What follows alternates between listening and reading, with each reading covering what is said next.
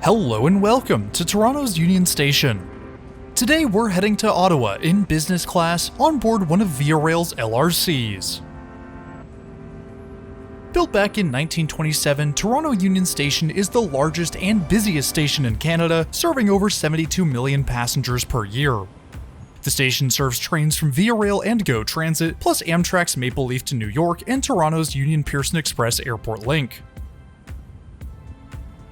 Stepping through the front doors, passengers are welcomed by the incredible Great Hall. The 250-foot-long hall is where passengers can find the Via Rail ticketing and information desks, stairs down to the station's shops, restaurants, and Toronto's local transit network, and access points to the 3 train concourses. Unfortunately, part of the main hall is covered by construction work as a part of the ongoing station revitalization. With our business class ticket today comes access to Via Rail's business class lounge. The Panorama Lounge in Toronto is located on the western side of the station, with the entrance between the Great Hall and the West Wing. Upon entering the lounge, passengers are required to check in with the lounge attendant at the front desk. Access is granted to business and sleeper class passengers. The lounge itself is reasonably large and feels modern with a bit of old railway charm thrown in. Around the lounge are plenty of comfortable seating options, at the back of which is the business center for working passengers. Complimentary to all business class passengers are a selection of hot and cold beverages. On offer are plenty of coffees and teas, sodas, juice, and water. No food is offered in any of Via's lounges, which is a little disappointing. That being said, we'll get a full meal on board, which more than makes up for it. The walls still bear the signs of times past. The remnants of a sign asking passengers to please pay cashier has found a home in one of the many support pillars, the message from back when the lounge used to be a public lunchroom. While we wait for boarding to begin, let's take a look at our route up to Ottawa. Our adventure begins heading east out of Union Station and the suburbs of Toronto before our first stop in Oshawa. The tracks then weave through the coastal lands of Lake Ontario, making stops in Cobourg, Belleville, and Kingston. Upon arriving in Brockville, train 62 breaks off from the lead to head to Montreal, while our train, number 52, turns west towards Ottawa. It's then a straight shot to Smith Falls, turning further north to Fallowfield before arriving in Canada's capital city. We'll cover a total of 276 miles between Toronto and Ottawa, with a travel time of 4 hours and 53 minutes. Boarding is supposed to begin around 30 minutes before departure at terminus stations on Via Rail, however we weren't called from the lounge until 15 minutes prior. Arriving at gate 16, we're forced to wait again as our train had yet to pull into the station, a little foresight for our ride to come. Our train soon pulls onto track 16 and we can head up to platform level for boarding. Taking us up to Ottawa this morning is a set of Via Rail's Bombardier LRCs. Via's LRCs were built in the 1980s as high-speed intercity trains capable of operating at 125 miles an hour. Their name, LRC, comes from the bilingual acronym Light, Rapid and Comfortable in English, or Léger, Rapide et Confortable en français. The LRCs were the second North American trains to implement active tilting technology, which allowed the LRCs to operate at 125 on existing corridor tracks. The active tilt technology used hydraulic rams on each bogie, like the one seen here, to tilt car bodies up to 8.5 degrees in either direction.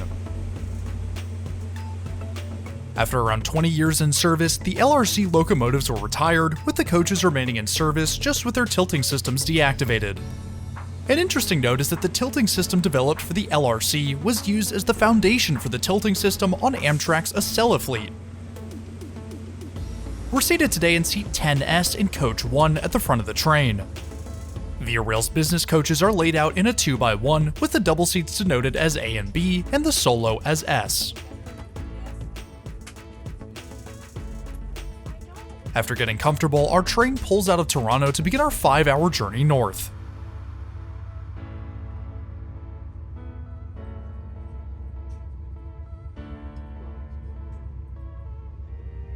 Business class on Via Rail is spacious, though not nearly to the same extent as its American counterpart. Each row offers around 9 inches between my knees and the seatback, which is fine, though it's not much better than coach. Footrests are found below the seat in front, though as with most, they're too close to the seat to really be useful. The seat back pocket spans the width of the next seat and holds the safety information card and trash bag for our seat.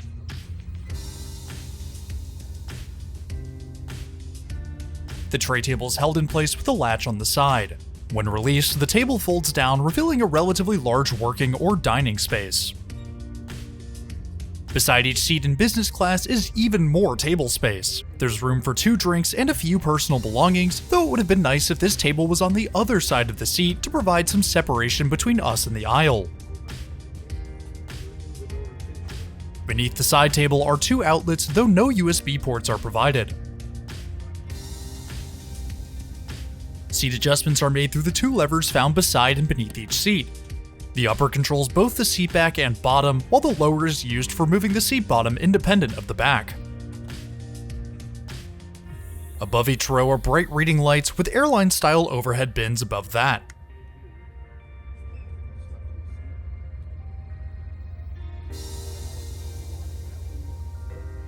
If the sun is too bright, blinds are found beside each window. Unfortunately for us, a portion of the view forward is obstructed by a support pillar between 2 of the windows. The physical seats leave something to be desired. As a part of VIA's fleet modernization project, new European-style seats were installed in favor of the older fabric ones. Sure, they look nice, but they're quite thin, which makes them a bit uncomfortable for journeys longer than around 3 hours. They may be stylish and give VIA a sophisticated and modern feel, but they're not really worth the comfort trade-off, especially considering that most journeys on the corridor are over the 3-hour threshold. Heading north from Toronto, our train skirts the coast of Lake Ontario.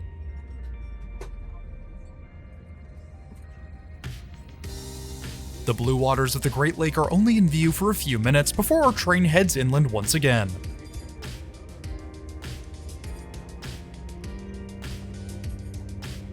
The best part of traveling in business class with Via Rail is the complimentary meal. Via offers a selection of breakfast, lunch, and dinner options, so there's always something new on board. On offer for breakfast today is an egg and cheese omelet or a continental breakfast. I went with the omelet, which came with a bagel, fresh fruit, and a glass of orange juice. Beneath the foil is our omelet with a side of mushrooms, potatoes, and a sausage link. The omelet is fine, but not stellar by any means. A sharper cheese or some more salt and pepper would have been welcome, but the potatoes and the sausage link were hearty and flavorful. The fruit was also crisp and fresh, though the bagel was a bit tough. For a complimentary breakfast in business class, it was pretty good, and more importantly, very filling. If you're enjoying our business class ride on Via's LRCs, why not hit that subscribe button? It's totally free, and it really helps support the channel. I also want to give a huge shout out and thank you to my patrons and channel members. Y'all are amazing, and I cannot thank you enough for your incredible support. If you too want your name in the video or just want to support the channel in more ways than one, then head on over to the links in the description below. Via offers onboard Wi-Fi for free to all passengers.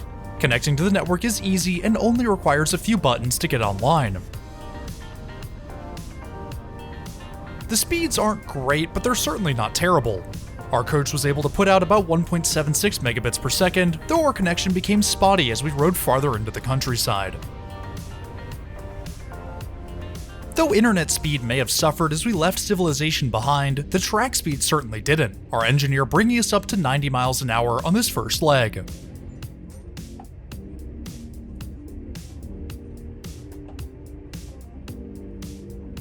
Bathrooms on LRCs are located at one end of each coach.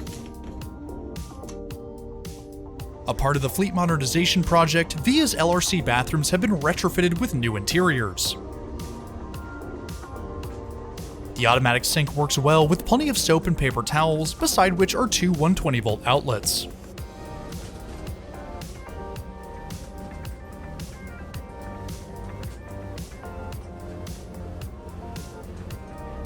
The lighting in the bathrooms has been upgraded with 2 mirror-integrated LED strips in addition to the usual ceiling fixtures.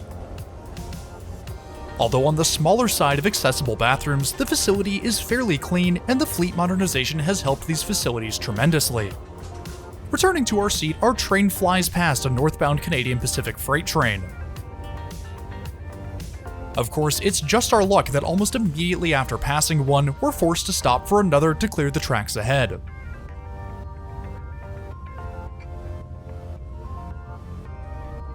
The tracks clear 15 minutes later and our train rolls onward.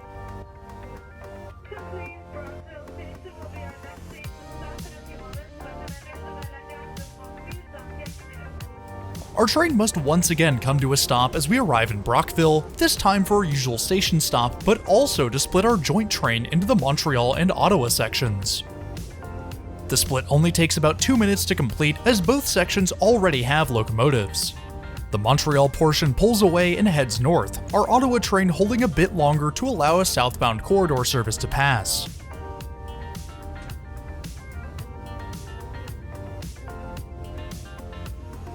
As we climb back to track speed, we can venture to the rear of our train for a fantastic view of the tracks behind us.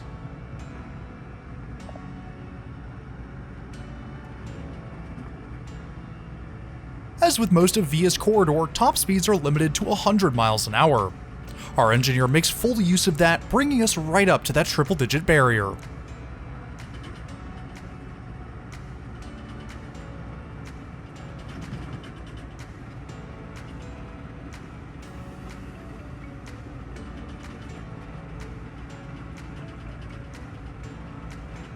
Back in business class, the crew is coming back through for a drink service. On offer are any number of alcoholic and non-alcoholic beverages, plus a sanitizing wipe and a small bag of pretzels. I went with a glass of Coke, which came with a zesty lemon wedge. Suburbia begins to pop up outside our window as we cross the Rideau River, our train rounding the final curves into Ottawa.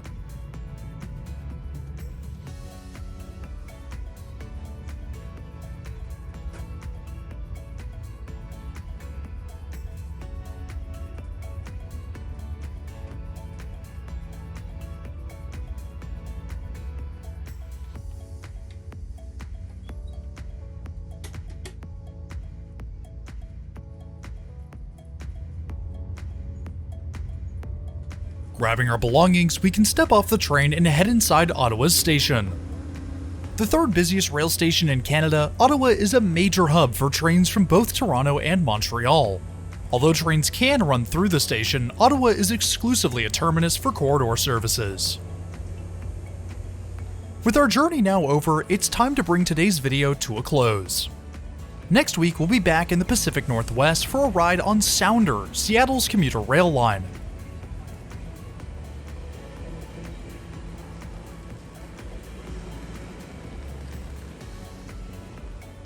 If you're new around here, I would really appreciate it if you hit that subscribe button down below. It's totally free and it really helps support the channel. If you want to go the extra mile with your support, then check out the channel's Patreon or become a channel member. If you too want your name in the video, access to exclusive weekly posts, and even the opportunity to vote on future videos, then click the links in the top right or in the description below to learn more. But anyways, that's all I have for today. Thanks for riding with me, and I'll see you in the next one.